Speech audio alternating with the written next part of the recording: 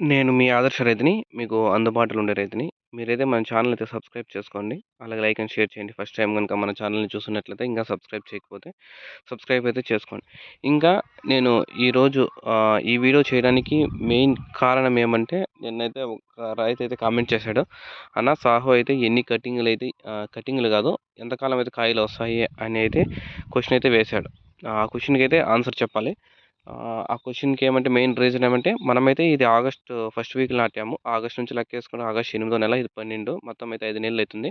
మీరు ఆగస్ట్ అంటే నాటిన నెల కూడా లెక్కేసుకోవాలి. August, September, October, November, December 5 నెలలయితే అయ్యింది. మనమైతే లాస్ట్ 25 రోజులైతే కాయ అయితే పీకలేదు. 15 కోతలని ఒక వీడియో కూడా అయితే ఉంటుంది. మన ఛానల్‌లోకి వెళ్లి చూడండి. 15 కోతలు పీకినాక అది కాయ కోత పీకి తర్వాత ఏమంటే ఈ అప్ అండ్ డౌన్స్ అయితాంది. కాయ అనేది తక్కువనేది ఉంది. తర్వాత మళ్ళా మనమైతే ముందు చిగురికి అవన్నీ వదిలినాము. తర్వాత అయితే కాయ అయితే పీకలేదు. ఇప్పుడు చూద్దాం. మనం కాయ అనేది ఎట్లుందనేది ఒకసారి చూద్దాము. ఒక 20 రోజులు అయితే 20 అప్రాక్సిమేట్‌గా 20-25 రోజులైతే ఏసుకోండి. కాయ అనేది లైఫ్ అనేది ఎలా వస్తుందో, ఎలా అయితే చలికాలంలోనే పంట అయితే ఈ విధంగా ఇన్ని రోజులైతే కాయ వచ్చిందంటే, చలికాలంలోనే కాయ అనేది ఇన్ని రోజులు వచ్చిందంటే, ఎండాకాలం ఎన్ని రోజులు వస్తుందో మీ ఓకే వదిలేస్తున్నా. ఇప్పుడైతే చెట్టు కదిలిస్తా. ఇప్పుడు ఎందుకంటే చలికాలంలో మనం స్ప్రేయింగ్ చేసి కూడా 20 డేస్ పైన అయితే అయిపోయింది. ఇది ఊగిస్తాను. కొమ్మ ఊజీగులు, దోమలు ఏమన్నా ఉంటే పైకి లేస్తాయి. చూద్దాం.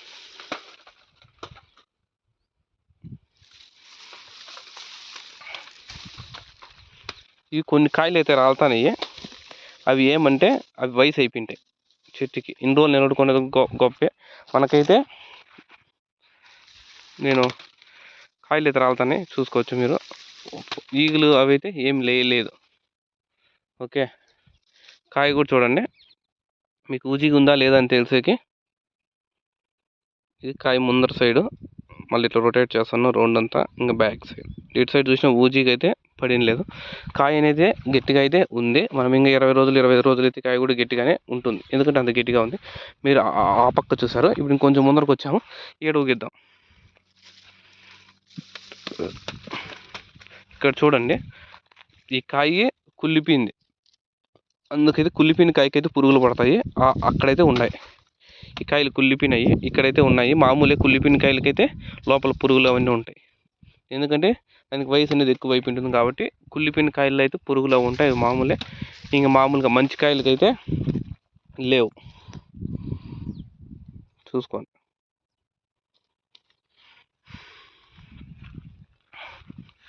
ఈ కాయలకు కూడా చూసుకోండి, మచ్చ పడింది. ఈ కాయ తెంపుతా చూడండి, గెజ్జికాయ. దీనికి పైన చుట్టూ మచ్చ అయితే పడింది. ఊజిగా అయితే పడిలా. ఇట్లా అదిమితే నీకు ఏడవుతాను నీళ్ళు అనేది బయటికి రావాలి.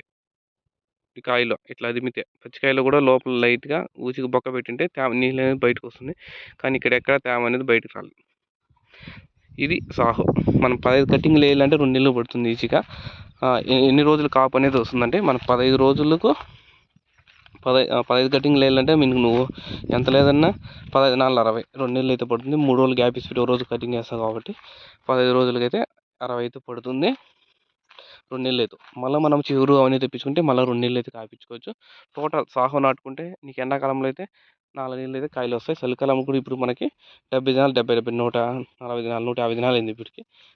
చలికాలంలో కూడా మనకైతే సుమారుగా 3 నెలలు 2 నెలలు అయితే కోత పీకాము. మళ్ళీ అయితే పెరగలేదు. ఎందుకంటే మెయిన్ రీజన్ ఇదే, రేట్ లేదు కాబట్టి. రేట్ ఉండింటే మనకి ఇంకా కాయలు వస్తానండి, పెరుగుతాను. చెట్లు అయితే ఇంకా బాగుండిండు. అది మీరు సాహో సీడ్ అనేది ఇంత స్ట్రాంగ్గా అనేది ఉంటుంది. వాన పడితే మాత్రమే దెబ్బ అనేది పడుతుంది. ఆకులన్నీ కాలిపోతాయి. అదైతే డిసడ్వాంటేజ్. కాపు మాత్రం విపరీతంగా వస్తుంది. నీకు కావాల్సింది ఏమి కాపే. చెట్టు ఎలా ఉన్నది కాదు, ఫైనల్గా సక్సెస్ ఏమి కాపు ఉంటేనే డబ్బులు వస్తుంది కాబట్టి ఈ సీడ్ అయితే హ్యాపీగా అయితే నాటుకోవచ్చు. ఏ కాలంలో అయినా కానీ, చలికాలంలో అయినా కానీ, ఎండాకాలంలో అయినా కానీ సాహో అయితే భద్రంగా అయితే నాటుకోవచ్చు. మీకు ఇంకేమైనా డౌట్స్ ఉంటే కామెంట్ రూపంలో చెప్పండి. ఇంకో వీడియోతో మీ ముందుకైతే వస్తాను. చూడండి కాయ కూడా ఎంత గట్టిగా ఉందో.